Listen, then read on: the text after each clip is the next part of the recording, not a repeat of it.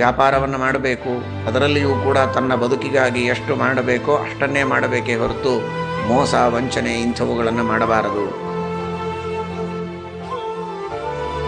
ತಾನು ಯಾವ ಬೆಲೆಗೆ ತಂದಿದ್ದಾನೆ ಅದೇ ಬೆಲೆಗೆ ಕೊಟ್ಟಾದರೆ ತಾನು ಬದುಕೋದಕ್ಕೆ ಸಾಧ್ಯ ಇಲ್ಲ.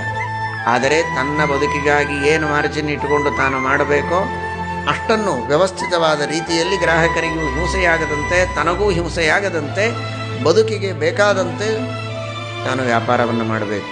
ಆದರೆ ಮೋಸ ವಂಚನೆ ಇವುಗಳನ್ನು ಮಾಡಬಾರದು.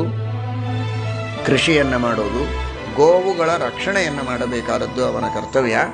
ಆ ಗೋವುಗಳ ರಕ್ಷಣೆಯನ್ನು ಮಾಡುವಾಗ ಗೋಪಾಲಕೃಷ್ಣನ ಅನುಸಂಧಾನವನ್ನು ಮಾಡುತ್ತಾ ಎಲ್ಲ ದೇವತೆಗಳು ಆ ಗೋವುಗಳಲ್ಲಿ ಸನ್ನಿಹಿತರಾಗಿದ್ದಾರೆ. ಮಹಾಲಕ್ಷ್ಮಿ ಸನ್ನಿಹಿತಳಾಗಿದ್ದಾಳೆ. ಸಾಕ್ಷಾತ್ ಶ್ರೀಕೃಷ್ಣ ಪರಮಾತ್ಮ ಇದ್ದಾನೆ.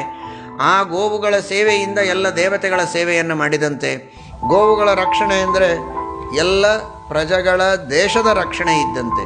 ಗೋವುಗಳಿಂದಲೇ ಹಾಲು, ಗೋವುಗಳಿಂದಲೇ ಮೊಸರು, ತುಪ್ಪ ಎಲ್ಲ ಪಂಚಗವ್ಯದ ಮೂಲಕವಾಗಿ ಎಲ್ಲರಿಗೂ ಉಪಕಾರವನ್ನು ಮಾಡತಕ್ಕಂತಹ ಶ್ರೇಷ್ಠವಾದ ಆ ಗೋಮಾತೆಯ ಸೇವೆಯನ್ನು ಮಾಡುವ ಮೂಲಕ ಜಗತ್ತಿಗೆ ಪ್ರಜೆಗಳಿಗೆ ಪುಷ್ಟಿಯನ್ನು ಆರೋಗ್ಯವನ್ನು ಎಲ್ಲವನ್ನೂ ನೀಡುವ ಒಂದು ಕಾರ್ಯ ಇದು ಅಂತನ್ನುವ ಅನುಸಂಧಾನದಿಂದ ದೇವರ ಸೇವೆ ಎನ್ನುವ ಭಾವನೆಯಿಂದಲೂ ಆ ಕಾರ್ಯವನ್ನು ಮಾಡಬೇಕಾದದ್ದು